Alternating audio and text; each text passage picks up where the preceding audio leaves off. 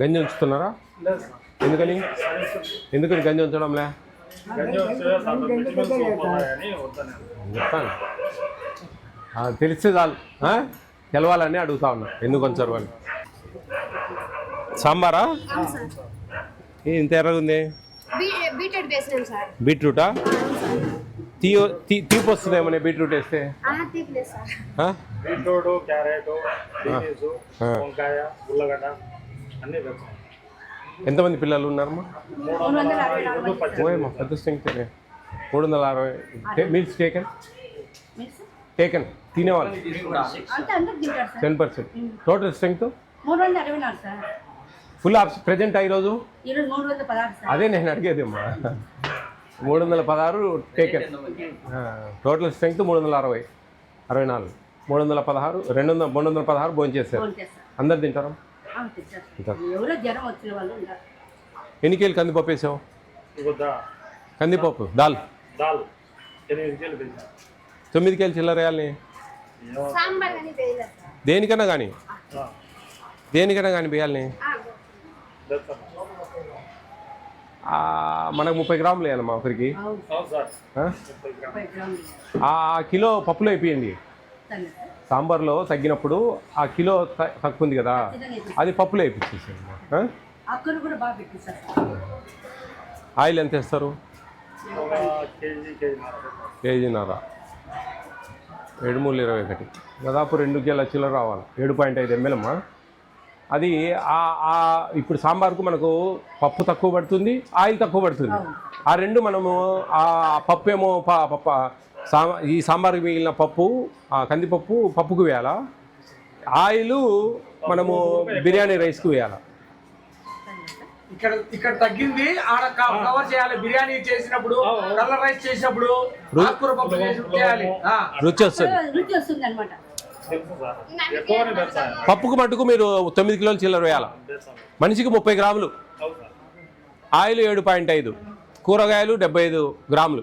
ఆ లెక్కచారం ప్రకారం చూసుకోనమండి. బిల్స్ పడుతున్నాయా? బిల్స్ అన్నీ పడుతున్నాయా?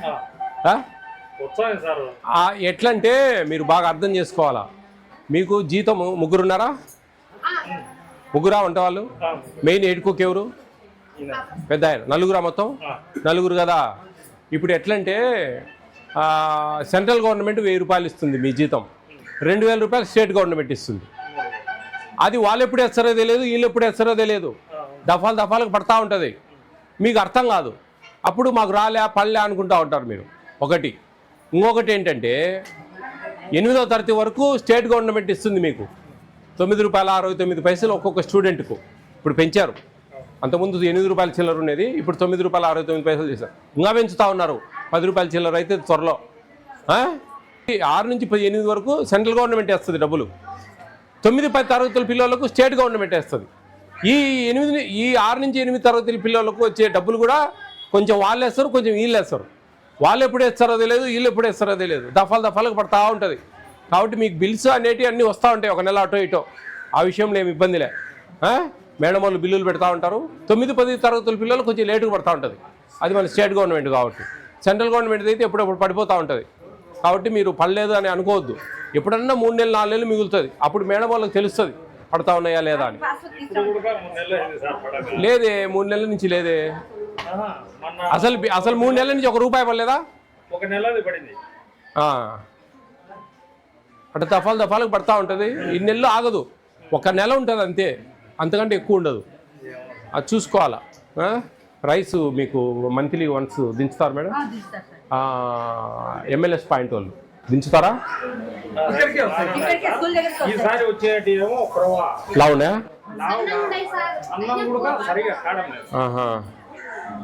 ఈసారి వచ్చేటే ముందు వచ్చేటి అన్ని బాగా క్లాస్గా ఉన్నాయి. ఈసారి కొంచెం డ్యామేజ్ ఉంది. అన్నం చూస్తే కావడం లేదు. కొత్త బియ్యమా? ఆ బియ్యం మూటలు దించిన వాళ్ళు ఏమైనా డబ్బులు అడుగుతారా? అమ్మాలీలు ఏం లేదు, ఊరికి దించిపోతారా అంతే. అది అడగ ఇవ్వకూడదు. అందుకోసం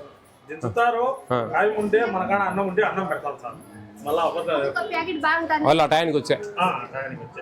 చూసేదాన్ని బ్రహ్మాండంగా ఉన్నాయమ్మా. జీలకర్ర మసూర ఉన్నట్టున్నాయి. అదే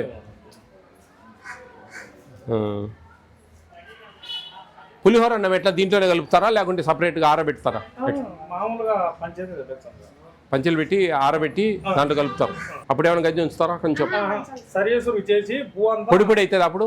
పొడి పొడి. సరేసి వేసి పొడి పొడి కాదే కొంచెం. ఎందుకు సార్ మళ్ళీ నిప్పులు పెంచాలి రేపు మీద. దమ్ము పెడతారా? బాగా చేయండి. ఆడపిల్లలు కదా కొంచెం మంచిగా వాళ్ళు బాగా తృప్తిగా తింటే నీకు పుణ్యం వస్తుంది. పుణ్యం సార్. అట్టనే కాదు, మీరు వాళ్ళు ఎంత బాగా అందరు తింటా ఉంటే అన్ని డబ్బులు మిగులుతాయి. ₹1 మిగులుతుంది ఒక్కొక్కరికి అందాజుగా. అది మిగలాలంటే మీరు బాగా చేసి పెడితే పిల్లలు తింటా ఉంటే బాగా. లేదు మీరు బాగా చేయలేదనుకో వాళ్ళు డబ్బాలు తెచ్చుకుంటారు. నష్టపోయేది మీరే, ప్రభుత్వానికి లాభమే కానీ నష్టపోతారు మీరు. ఎందుకంటే వాళ్ళు డబ్బాలు తెచ్చుకుంటే అదొక ఇబ్బంది అనమాట. భోజనాలు బాగుంటాయా? ఈరోజు బాగుందా? ఈరోజు కొంచెం తీయగా ఉన్నట్టుంది. ఏం లేదా? బాగుంది. కారం కారం ఉండేదా? మీరు తింటున్న భోజనాలు ఇక్కడ బాగా చేస్తున్నారు వాళ్ళు, వంట వాళ్ళు 4 ఉన్నారు, బాగా చేస్తూ ఉన్నారు. మీ హెచ్ఎం మేడం బాగా చూసుకుంటా ఉంది. ఆడైతే బాగానే అనిపించింది నాకు.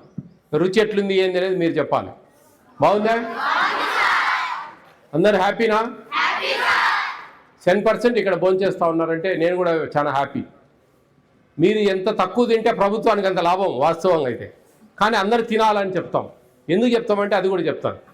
దీంట్లో మన రైస్లో 25 kg బ్యాగులు వస్తున్నాయి. ఇప్పుడు ఫైన్ రైస్ అని సన్న బియ్యం వస్తున్నారు ఈ అకాడమిక్ ఇయర్ నుంచి, లాస్ట్ జూన్ నుంచి. దాంట్లో ఫోర్టిఫైడ్ కెన్నల్స్ అని కొన్ని కలుపుతూ ఉన్నారు గింజలు.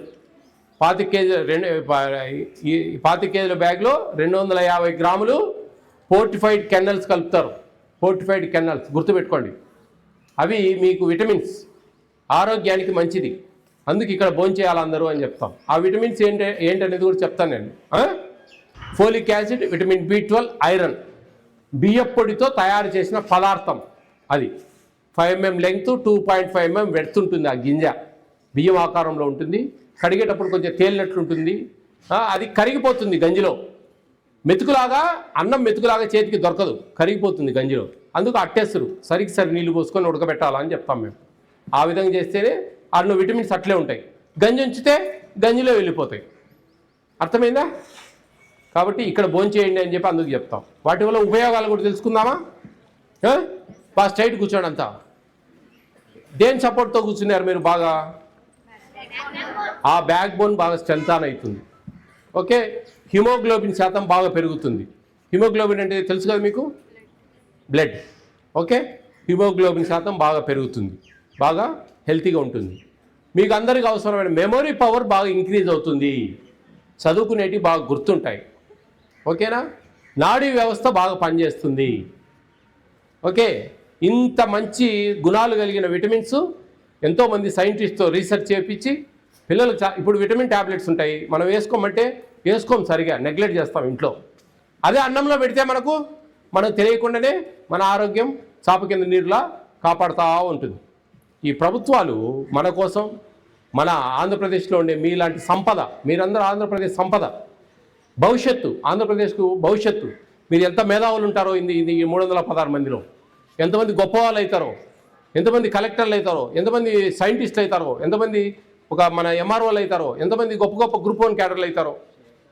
అవే కాకుండా మీ దగ్గర టాలెంట్, స్కిల్స్ ఉంటే కనుక ప్రైవేట్ సెక్టార్ వెయిట్ చేస్తూ ఉంది మీకోసం, లక్షల జీతాలు ఇచ్చి మీ తెలివితేటలను వాడుకోవడానికి. అర్థమైందా? మీ తెలివితేటలను వాడుకోవడానికి, మిమ్మల్ని సద్వినియోగపరచుకొని వాళ్ళ కంపెనీలు అభివృద్ధి చేసుకోవడానికి, మీ టాలెంట్, మీ స్కిల్స్ కోసం డిఫరెంట్గా వెయిట్ చేస్తూ ఉంది బయట బాహ్య ప్రపంచం. అవన్నీ మీరు అర్థం చేసుకోవాలి. ఇక్కడ బాగా చదువుకోవాలి, బాగా నాలెడ్జ్ పెంచుకోవాలి, మీరు భవిష్యత్తులో మీ జీవితాలను బాగుపరచుకోవాలి. ఇందుకోసం ప్రభుత్వాలు మీకు ఇటువంటి వస్తువులు కల్పిస్తూ ఉంది. మీరు ఎట్లుంటుంది చెప్పండి? ఇక్కడ అన్నం ఉండదు, క్యారియర్లు తెచ్చుకోవాలి. క్యారియర్లు తెచ్చుకోవాలంటే ఇంట్లో పొద్దున్నే మీరు 8కే మీ అమ్మ వాళ్ళు టిఫిన్ చేయాలా, మళ్ళీ అన్నం చేసి డబ్బాలలో పెట్టి ఇవ్వాలి. అది చల్లగా అయిపోతుంది మధ్యాహ్నానికి. ఈ కోతులు గీతులు అవి ఉంటే అవి ఎత్తుకుపోయి అది ఒక గందరగోళం, చీమలు ఉంటే అవి పడతాయి. ఇట్లా ఎన్నో ఇబ్బందులు ఉన్నాయి. మధ్యాహ్నం పోయి మీ తల్లికి కష్టం, ఎందుకంటే మీరు లేకుండా 11కో 10:30కో అన్నం చేసుకుంటుంది. మీకు పొద్దున క్యారియర్ పెట్టాలంటే 8 కేజీల వాళ్ళు కూడా వేడివేడికి లేకుండా తినాలి. ఇక్కడ ఏముంది, మీరు 10, 10:30, 11 గంటలకు వేడివేడికి తయారు చేసి పెడతారు. మీరందరూ హ్యాపీగా తింటారు.